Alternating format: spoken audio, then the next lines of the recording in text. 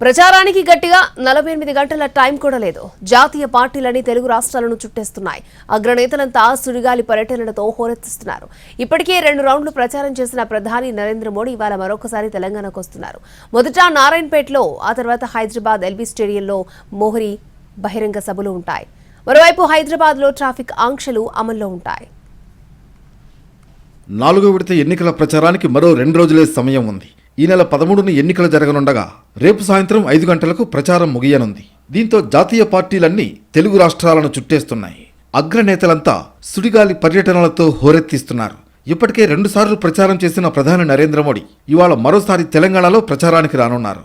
కర్ణాటక గుల్బర్గా నుంచి ప్రత్యేక హెలికాప్టర్లో మధ్యాహ్నం 3 గంటలకు మహబూబ్ నగర్ జిల్లా నారాయణపేటకు ప్రధాని చేరుకుంటారు. మహబూబ్ నగర్ బీజేపీ లోక్సభ అభ్యర్థి డీకే అరుణకు మద్దతుగా నారాయణపేటలో నిర్వహించే బహిరంగ సభలో మోడీ పాల్గొంటారు. మోడీ సభకు సంబంధించిన ఏర్పాట్లను మహబూబ్ నగర్ జిల్లా బీజేపీ నేతలు పరిశీలించారు.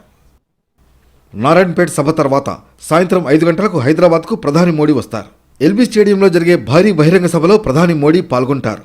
హైదరాబాద్, మల్కాజ్గిరి, చేవెళ్ల, సికింద్రాబాద్ పార్లమెంట్ నియోజకవర్గాలు కలిపి ఎల్బీ స్టేడియంలో సభ నిర్వహిస్తున్నారు. 5:30 నుంచి 6 గంటల 20 నిమిషాల వరకు మోడీ ఎల్బీ స్టేడియంలో సభలో పాల్గొంటారు. ప్రధాని సభ కోసం బీజేపీ నేతలు ఏర్పాట్లు పూర్తి చేశారు.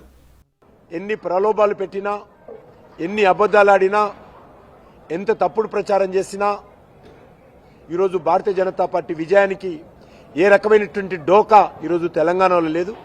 మా పార్టీ జాతీయ నాయకత్వం కానీ, రాష్ట్ర నాయకత్వం కానీ చెప్పినట్టుగా మాకు డబుల్ డిజిట్ సీట్లలో మేము విజయ దుందుబి మోగిస్తాము.